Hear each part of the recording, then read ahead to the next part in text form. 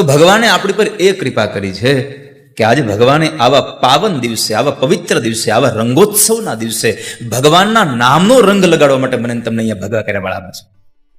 ભગવાનના નામનો રંગ એવો છે વાલા કે એ ચડે નહીં, અને જો એકવાર ચડી જાય તો જિંદગીભર ક્યારેય ઉતરે નહીં પાછો. રંગ ચડ્યો મીરાને, રંગ ચડ્યો નરસૈયાને, રંગ ચડ્યો તુકારામને, રંગ ચડ્યો શકુબાઈને. હા, 3.5 વખત ગયું પણ ગયો નહીં હાડો રંગો. કોણ લઈ આવ્યું તું ખબર નહીં પાકો રંગ. મેં કેટલી વાર કહ્યું છે આપણે કે જિંદગીમાં ભગવાન પાસે ક્યારેય સુખ ન માગવું, ભગવાન પાસે ક્યારેય મજા ન માગવી. માગવું હોય તો એક જ વસ્તુ માગવી, પરમાત્મા મને આનંદ આપો. કારણ આનંદનો વિરોધાર્થી શબ્દ જ નથી જગતમાં ક્યાંય. માગવું હોય તો આનંદ માગીએ. ભગવાનના નામનો રંગ લાગી જાય. પણ એ રંગ ક્યારે લાગે? તમે કથામાં આવો અને કથામાં બેહી જાઓ, પછી તમને બીજું કાંઈ સાંભળે નહીં તો રંગ લાગે. ઘડીક થાય તો આપણો મોબાઈલ યાદ આવે, ઘડીક થાય તો પગમાં ખાલી ચડી જાય, ઘડીક થાય તો ઘડિયાળમાં જોવાનો ટાઈમ થાય, કેટલા વાગ્યા? અરે દેતવા, આપણે કથામાં ગયા છે તો હવે કથા પૂરી થાય તઈ જ આપણે જવાનું હોય, અને 2 નામ તને વધારે સંભળાઈ જાય તો તારું હું બગડી જાય. કથામાં આવો ને ત્યારે બધું મૂકીને આવો.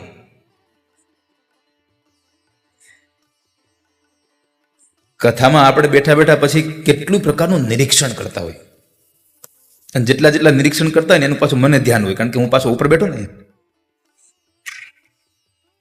એનું ધ્યાન રાખવા હું બેઠો. જીવનમાં એક વાત નક્કી કરી રાખવી, જે કાર્ય કરીએ છીએ એમાં આપણે 100% પ્રેઝન્ટ હોવા જોઈએ. બસ જે કામ કરો છો તે એમાં જરા પણ તમે એબસન્ટ રહ્યા એટલે પૂરો સ્વાદ નહીં મળે તમને. અહીંયા બેઠા છો તો સંપૂર્ણપણે બસ કથાને સાંભળો, બધું છોડી દો. શરીર અહીંયા હોય અને મન બીજે પહોંચી જાય તો પછી ઓલાના 2 બગડે. કારણ કે અહીંયા મનની જરૂર છે તો મન તો બહાર વહી ગયું, જ્યાં તનની જરૂર છે તન અહીંયા બેઠું છે, તો 2 બગડે. એના કરતા 2માંથી 1 સુધારી લેવું. ભગવાનની કથા સાંભળવા જઈએ તો બધું છોડીને જઈએ. કથાની અંદર બેઠા હોઈએ તો આપણો મોબાઈલ ફોન પણ આપણે સાયલન્ટ મોડમાં કરી દેવો જોઈએ. કારણ પુરાણોમાં એવું લખ્યું છે કે કથામાં વિક્ષેપ કરવો એ પણ મોટું પાપ છે. ભગવાનના સત્સંગની ધારામાં આપણે અડચણ બનવું એ પણ પાપ છે.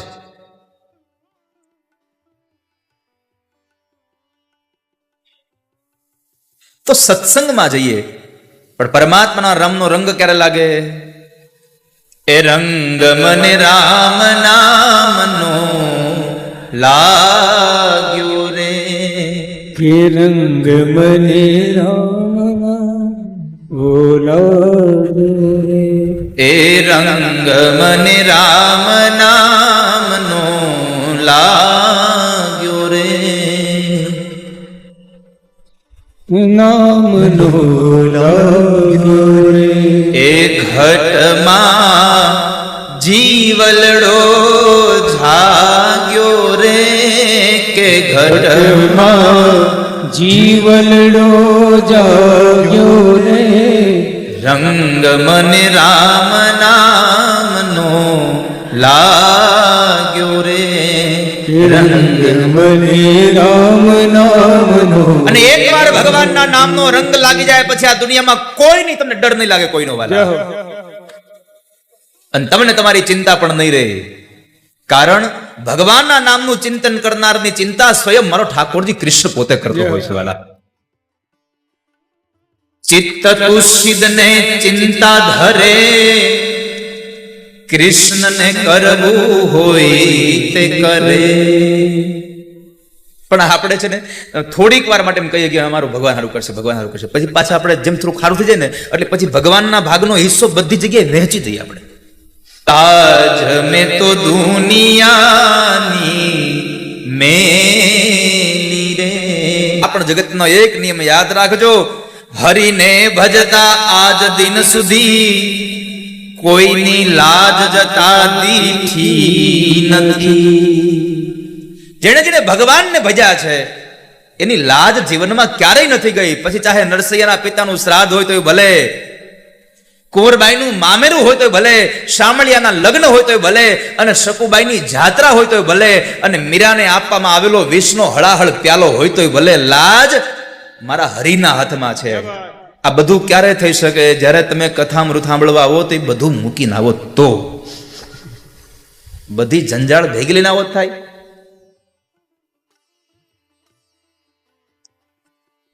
એક વખતના સમયે યાજ્ઞવલ્કી મહારાજ ઘણા બધા સંતોને, વિરક્ત સંતો હતા અને પરમ ભગવદીય સંત, એ બધાને કથા સંભળાવતા. મોટા મોટા જ્ઞાનીઓ કથા સાંભળવા આવતા હતા. અને એમાં મિથિલા નરેશ રાજા જનક પણ આવી અને કથા સાંભળે. પોતે આવીને કથા સાંભળવા માટે રાજા પોતે જનક બેસે. અને જનક એટલે વિદેહી માણસ હતો. જીવતા છતાં પણ જે માણસ મુક્ત હતો એ વિદેહ હતો. વિદેહી રાજની દીકરી એટલે વૈદેહી હતી.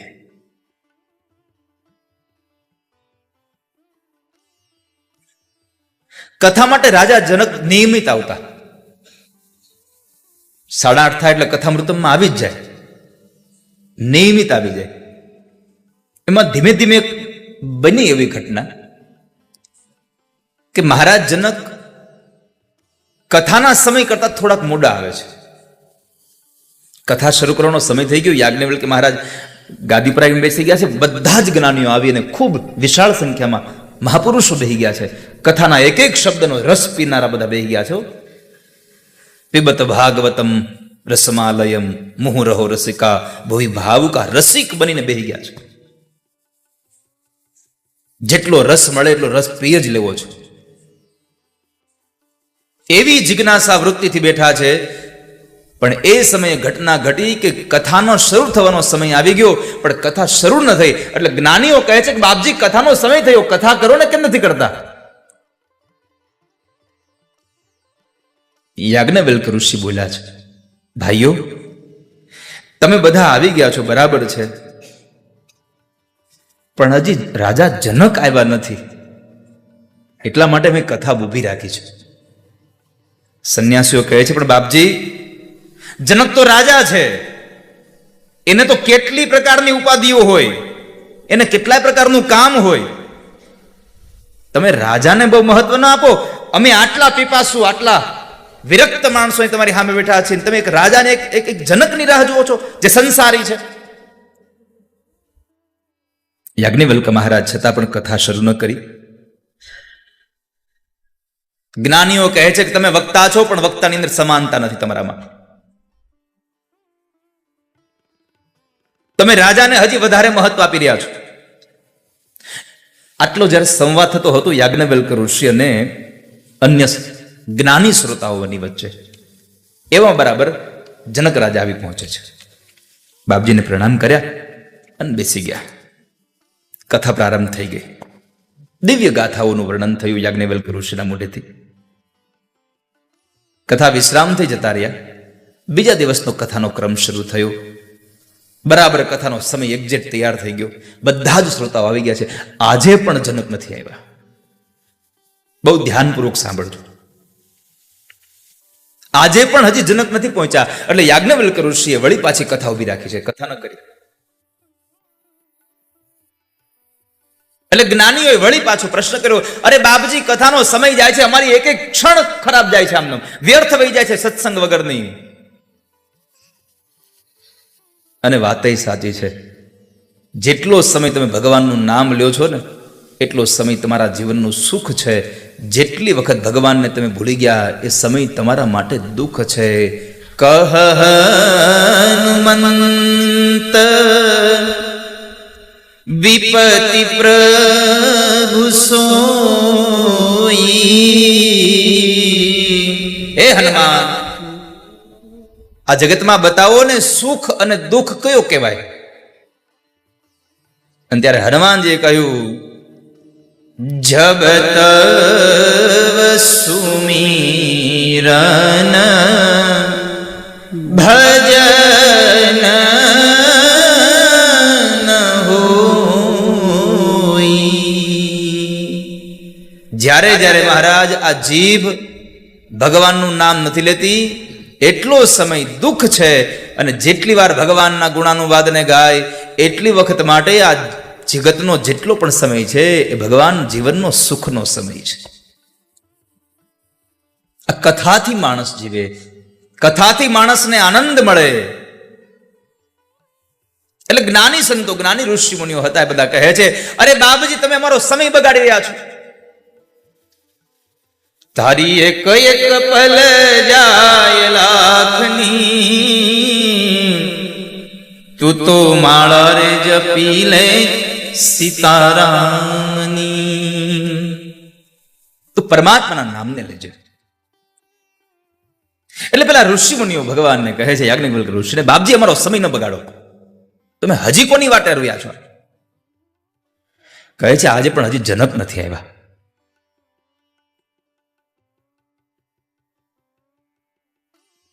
એક ઋષિવર કહે છે, બાપજી એક માણસ માટે થઈને આટલા બધા માણસનો સત્સંગ શું કામ ઉભો રાખો છો? તમે એક માણસ માટે નિયમનો ભંગ કરી રહ્યા છો. આવી વાતચીત થતી હતી, ત્યાં બરાબર મહારાજ જનક આવીને બેઠા છે. આવું 2-3 દિવસનો ક્રમ ચાલ્યો, અને રોજ માટે આની આ જ વાત થાય, રોજ માટે આની આ ઝંઝટ થાય કે તમે એના માટે શું કામ ઉભી રાખો છો, અમારો સમય શું કામ બગાડો છો?